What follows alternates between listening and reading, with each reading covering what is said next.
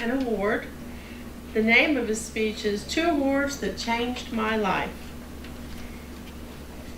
He is a retired mechanical engineer and contractor from New York City. He now pursues his fun work of paleontology, which is collecting fossils and looking for missing links, and watching auto racing, which was his past hands-on passion. He is trying to improve his communication and social skills, and I'm going to turn it over to Paul. Thank you.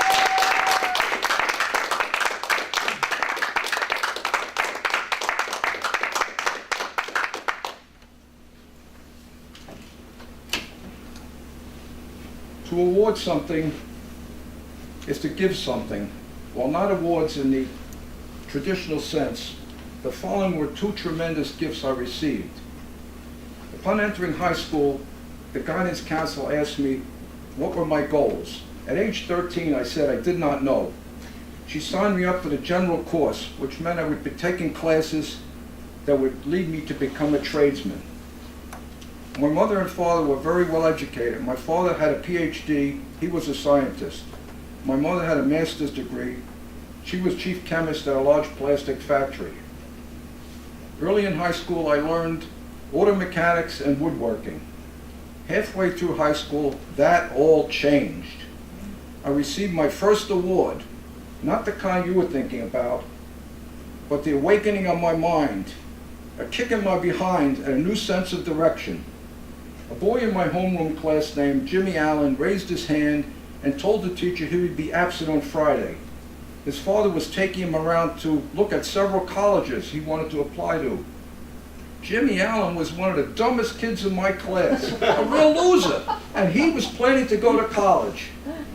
No way. What a laugh. That night after dinner, I told my mother I want to go to college. She was surprised. She said, "I thought you wanted to become a carpenter. They make good money." My mother told me they would not be able to afford to send me to college. I would have to go at night and work during the daytime. Okay, I said. My father came to high school the next day to change my course. The monitor at the door said, "Sir, do you have an appointment with the guidance counselor?" "No," my father said, and pushed his way by. He was told the guidance counselor was busy. My father walked to the principal's office, and after a brief introduction, told the principal that my son wants to go to college. Kindly arrange the course schedule to accomplish that, right now. The principal, overwhelmed, called in the guidance counselor to review my program. My father took out gym, lunch, and study periods, saying, "That can be done at home." He added, at that time, only 5 majors were allowed to be taken each term. My father added a 5th major and a drafting class, which was actually a 7th major. All the changes my father made to that schedule were totally out of line.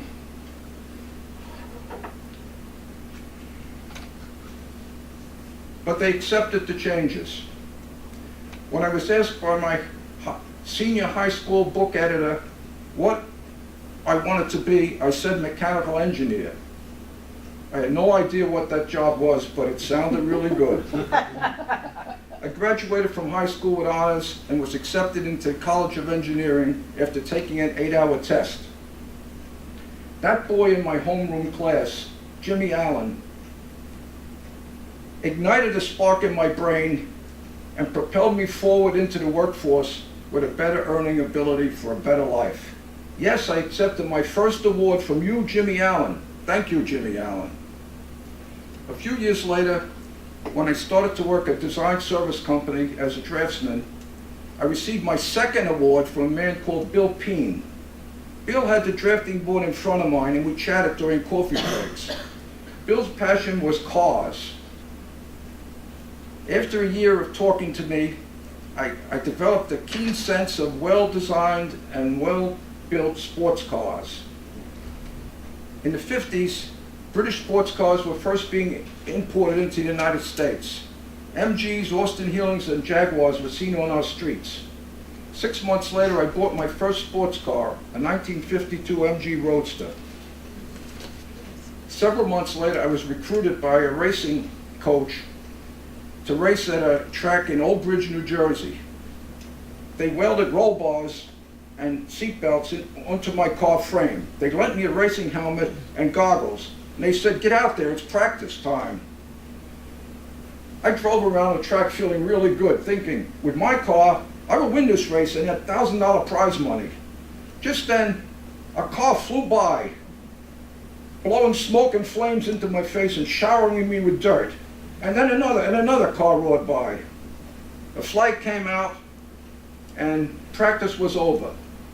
I drove back to the pit area, and all the sports car racers laughed. They said they were sorry they sent me out with the 500 horsepower super modified stock cars.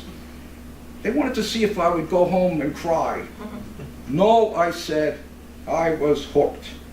A few months later, I was able to sell my 100 horsepower MG and buy a Jaguar. I raced 12 years on the New England circuit and enjoyed every bit of the traveling.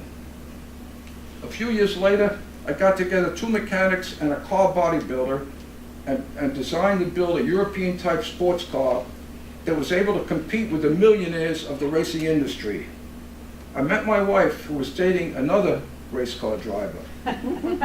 My wildest dreams of becoming a professional racer and a builder of my own car started with the second award from you, Bill Peen. Thank you, Bill Peen. Perhaps some of you fellow Toastmasters have received similar awards from people who have changed your lives. Here's to the award givers, Madam Toastmaster.